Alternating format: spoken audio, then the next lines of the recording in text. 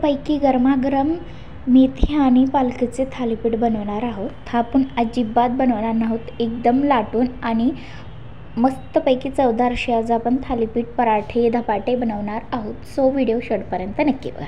सुरुवात करूयात। इथे काय करायचं आहे, आपल्याला 2 वाटी गव्हाचे पीठ घेतलेलं आहे, अर्धी वाटी बेसन पीठ घ्यायचं आहे, लसूण अद्रक आणि मिरचीची पेस्ट आपण करून घेतलेली त्यामध्ये टाकून घेऊयात, भाजलेले तीळ टाकून घेऊयात, ओवा टाकून घ्यायचा आहे, चवीनुसार मीठ हळद टाकून घ्यायची आहे आणि त्यामध्ये बारीक चिरलेली पालक आणि आपली मेथी यांना टाकून घ्यायचं आहे। स्वच्छ धुवून चांगलं त्यामध्ये आपल्याला टाकायचं आहे। आता व्यवस्थित पिठामध्ये चांगलं मळून घ्यायचं आधी आणि नंतर थोडं थोडं पीठ टाकून घ्यायचं आहे, ज्यामुळे काय होईल, आपला पिठाचा उंडा जो आहे तो घट्टसर होईल आणि आपल्याला तो लाटता येईल।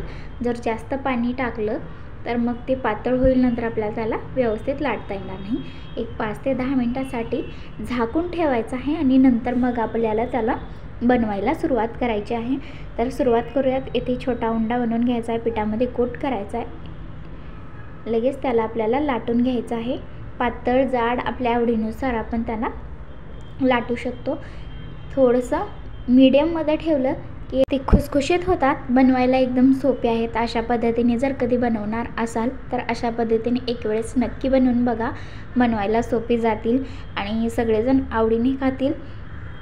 आणि जास्त जर बनवायचे असतील तर अशा पद्धतीनेच बनवलेले केव्हाही चांगले, कारण थापून जर बनवायचे म्हटले की त्याला वेळही तितकाच जातो। लाटून पटपट लाटली आणि पटकन भाजली की होऊन जातं। आता यामध्ये एक छोटंसं छिद्र करूयात। आता तवा गरम करायला ठेवलेला आहे, तवा चांगला गरम झाला की त्यावर आपल्याला थोडंसं तेल टाकून घ्यायचं आहे सगळ्या बाजूंनी, ज्यामुळे आपला थालीपीठ हे व्यवस्थित सगळीकडून मस्तपैकी भाजलं जाईल। आता यावर आपल्याला थालीपीठ टाकून घ्यायचं आहे आणि दोन्ही बाजूंनी मस्त खरपूस होईपर्यंत आपल्याला यांना भाजून घ्यायचं आहे। यावर तुम्ही तेलाऐवजी बटर किंवा तूप लावू शकता आपल्या आवडीनुसार आणि मस्तपैकी दोन्ही बाजूंनी खरपूस असं आपल्याला याला भाजून घ्यायचं आहे। अशा पद्धतीने एक वेळेस नक्की बनवा आणि आवडल्यास लाईक शेअर आणि सबस्क्राईब करायला विसरू नका। तर अशा पद्धतीनेच आपल्याला सगळे थालीपीठे बनवून घ्यायचे आहेत। याला एक वेळेस पलटून घेऊया।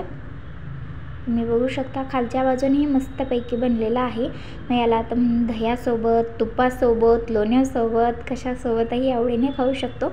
सगळे असेच थालीपीठे बनवून घ्यायचं आहे आणि व्हिडिओ आवडल्यास लाईक शेअर आणि सबस्क्राईब करून जायचं आहे। सो भेटूयात पुढच्या व्हिडिओत अशाच नवनवीन रेसिपीसोबत। तोपर्यंत खात राहा, खाऊ घालत राहा, मजेत राहा।